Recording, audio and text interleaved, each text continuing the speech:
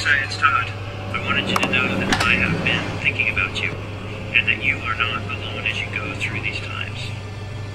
Lisa, your friends here at SAP wanted to let you know what an impact you had on all of us and how much we appreciate you.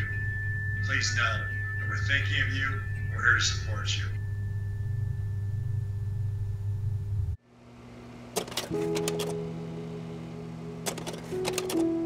I knew that there was something wrong, but I wasn't that alarmed. I'm adopted, so I didn't know my medical history, and I wasn't feeling any pain. And with my job and my personality, I'm just the type of person that's on the go a lot. By the time that I finally did get out in to see somebody, she didn't really think it was that alarming. She thought maybe it was scar tissue. She didn't really feel anything. It really did not show on the surface of my skin. It was just a little crease, and there wasn't anything that could be felt behind my skin. They did a scan, which led to a biopsy. After going and then being diagnosed and being confirmed that I had breast cancer, they still thought I was in maybe stage 1 or stage 2. When I finally did get my biopsies and I finally got further down in all of the testing that they did, I did find out that I was stage 4.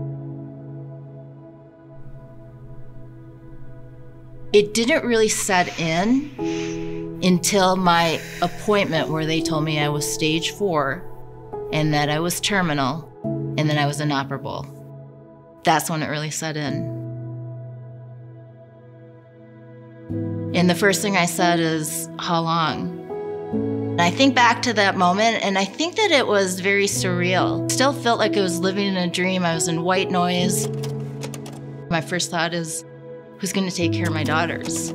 My second thought was, how am I going to get my family to deal with this? Because I knew that it was going to affect not only my daughters, but my parents, my brothers, my sister-in-laws. It was earth-shattering. This was the woman and the only person in my entire life that had been around forever. And so what was I going to do without that support? I was just wrecked, and all I could think of was the negatives. There was no positives.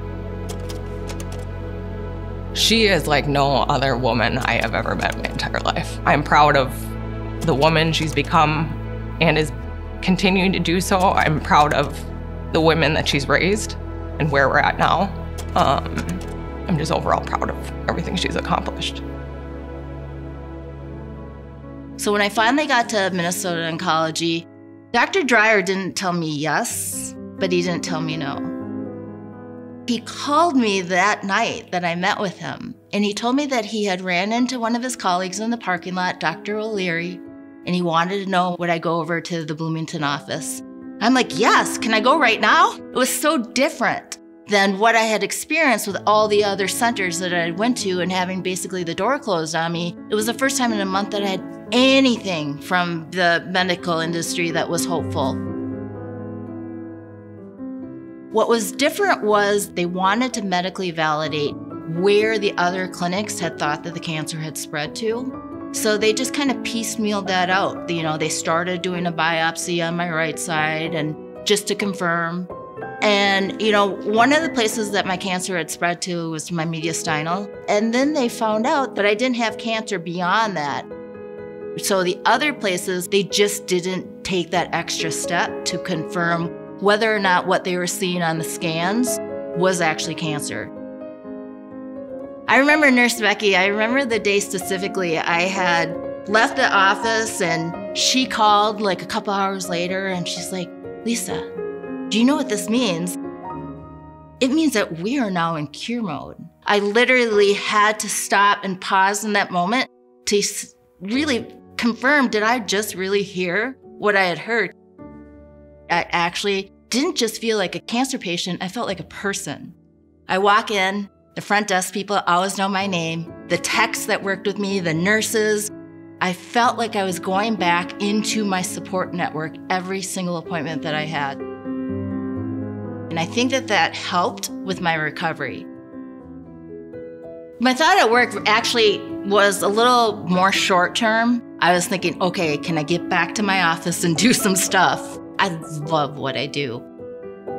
So many people told me to take short-term disability and long-term disability. Instead of doing that, I hired a career coach and I started working on my resume and I started making plans for my next move.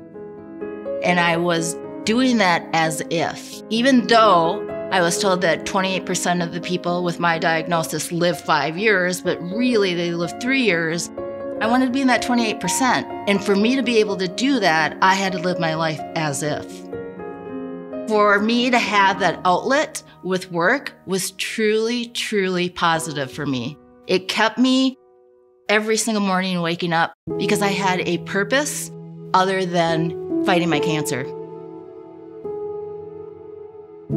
In June, I had my double mastectomy, and then I had the 37 sessions of radiation to follow. I have been scanned once, and I was cancer-free. There's nothing that can make my situation better until I get into gratitude, and I have every reason to be in gratitude. I truly feel happy. It's a second chance. I truly, truly feel that Minnesota Oncology was advocating for me from the very, very first time that I met with Dr. Dreyer.